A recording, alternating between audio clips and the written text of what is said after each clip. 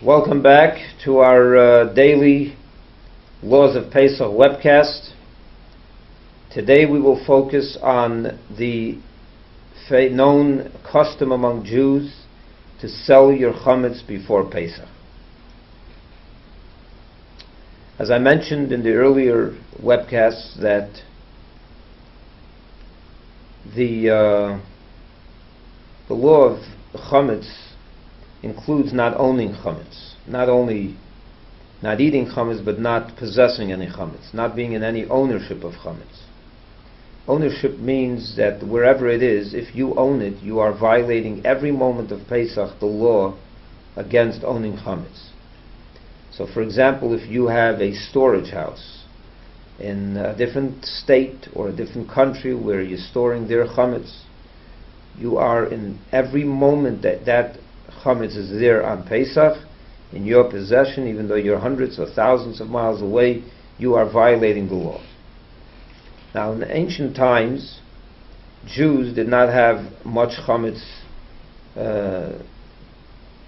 before Pesach. They ate what they bought, and basically they cleaned their house, and they destroyed the Chametz, whatever was left over, they burnt it, and they were clean of Chametz. But as the time went on and Jews began to involve themselves in business of large quantities of chametz, it became very difficult to burn all that before Pesach and dispose of it without having a great loss. And even people who don't have stores full of chametz, even in your own house, we buy today not just for 1 day's supply of chametz or even 1 week. We sometimes stock up, and we have a lot of chametz in our house, and it would be costly to throw all that away. So therefore the rabbis instituted the custom of mechiras chametz, selling chametz. What selling chametz does is, it makes you no longer the owner of that chametz. You are selling it to the non-Jew the day before Pesach, and as such, he owns the chametz. Now, we all know that the goy, the person who bought all that chametz from the rabbi, usually the way it's done is the rabbi collects all the, everyone writes a document to the rabbi that he has the power to sell the chametz on your behalf. So the rabbi now is selling everyone's chametz. The person who's buying it, that non-Jew, is not coming to your house and picking up the chametz. So you may ask yourself, what did I accomplish? The chametz is still in my house. Am I not obligated to remove all chametz from my home? Am I not under the obligation of not seeing chametz in my home? The answer is that we know by according to the oral tradition, that the law of not seeing or possessing chametz in your property is only if it's your chametz. If it's someone else's chametz, if it's a non-Jew's chametz, it's allowed to be in your possession. But it's not allowed to be in your possession where you can access it, because as I mentioned in earlier sections of these laws, that the rabbis were afraid that if it's right there in you have easy access to it, they were worried that by mistake, you're so used to eating chametz all year, that by mistake you will eat. Even if it's not yours, it may belong to the non-Jew, but you may by mistake eat it.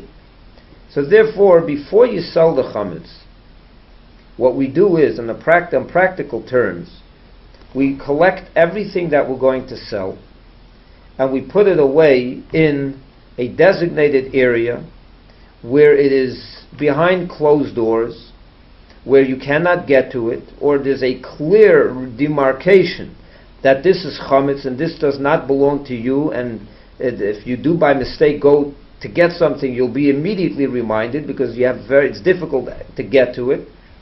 And that is the way that's how you have to do it.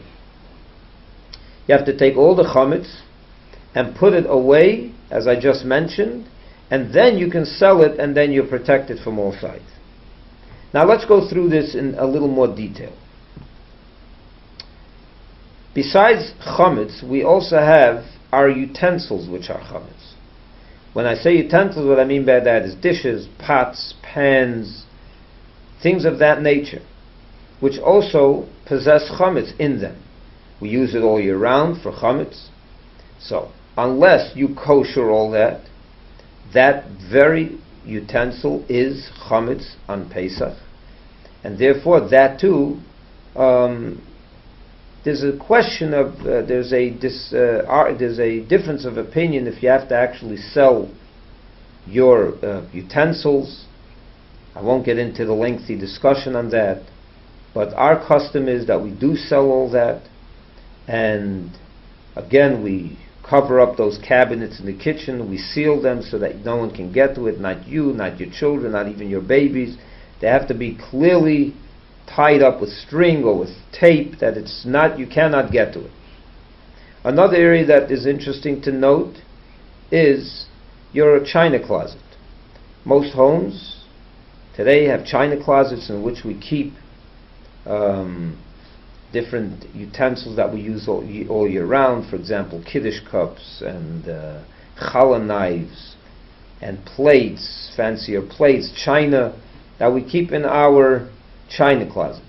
Now, people make the mistake thinking that, the china closet, I sold all that's in there to the goy, so why do I have to remove it from there? It's making my house look beautiful. All that silver, it's shining, it's beautiful.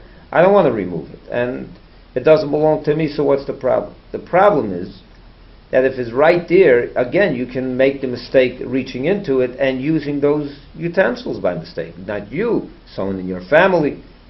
Therefore, we have an obligation, in a case like a china closet, to cover up the area with that has the chametz, so that it's clearly, again, marked, and there's a distinction, so that no one should make the mistake.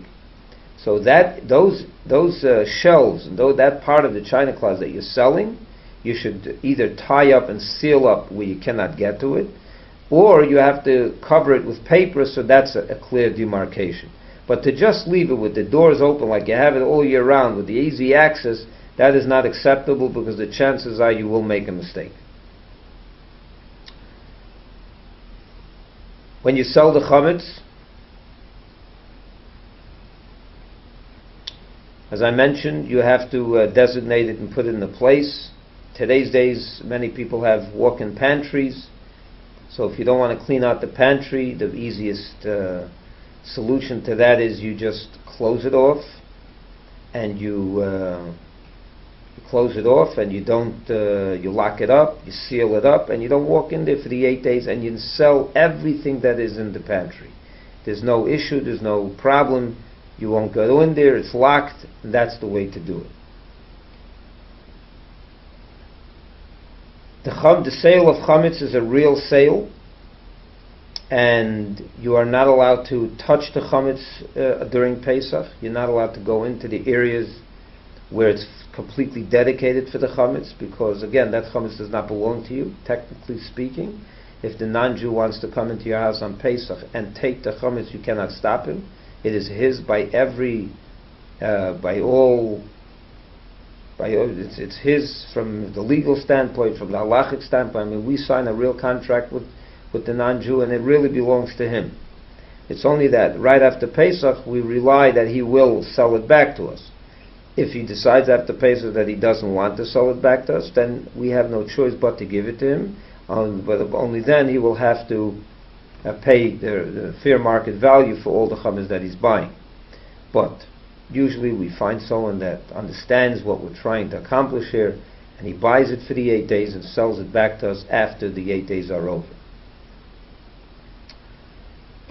Regarding people who leave their house for Pesach, as I mentioned earlier, in the earlier sessions of this series of classes, you should sell all the chametz in your house. If you don't plan to come back for the whole Pesach, you can sell the whole house, and you don't have to worry about cleaning it, unless, of course, you have to, besides, of course, that one room which we discussed.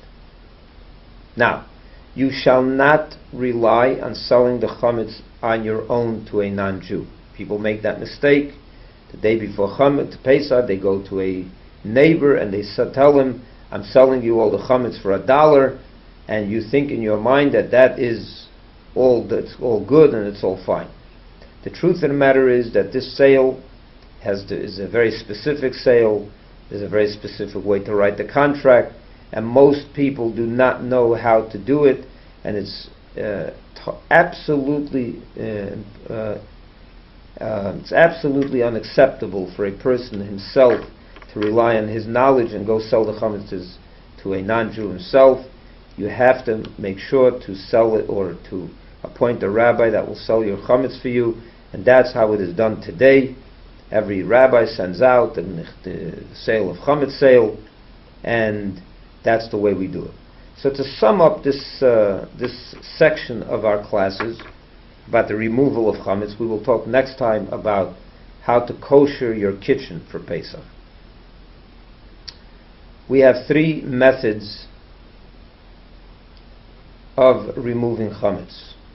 One is through bittul, nullification of chametz, which we said is not enough. The rabbis instituted to add onto that also the physical removal of chametz, which we do through the search and the burning of the chametz and the removal of the chametz from the house. The third method is that chametz that you don't want to throw out, that has value, and you want to reuse it after Pesach. You then have an obligation to sell the chametz to a non-Jew. I just want to mention one more point about not having chametz in your house. People don't know this, but chametz is not only that which you eat. Chametz is also that which your animals, your pets, eat. If you have a fish tank and you feed the fish, you have to make sure that the food that you put into that fish tank on Pesach is kosher l'Pesach. You cannot give your fish chametz on Pesach, and the reason is not because the fish has an obligation to eat, it has the prohibition of eating chametz. The prohibition is your ownership. You are not allowed to own that chametz during Pesach. And if you are buying that pet food and you are feeding it to your pets on Pesach, you have a problem. You are possessing and owning chametz on Pesach. So therefore, you have to make sure that your chametz is that your pet food is kosher l'Pesach. And the good news is that there are many organizations, you can look it up online, where they have lists of all the different pet food which is kosher for Passover. So make sure to do that, and don't take it lightly. You may think to yourself, well, I'm not eating it, it's not my problem. It is your problem, because the problem is not only eating chametz, as I mentioned a number of times. The problem on Pesach is an additional, which we don't find in any other prohibition: the ownership. Ownership means ownership. If you own it, you bought it in the pet shop, you bought it in the store where they sell pet food, that became yours, and you are now violating the law of ownership, chametz on Pesach. So therefore, make sure to buy only kosher l'Pesach pet food. Thank you very much. We will continue next time with the laws of koshering your kitchen.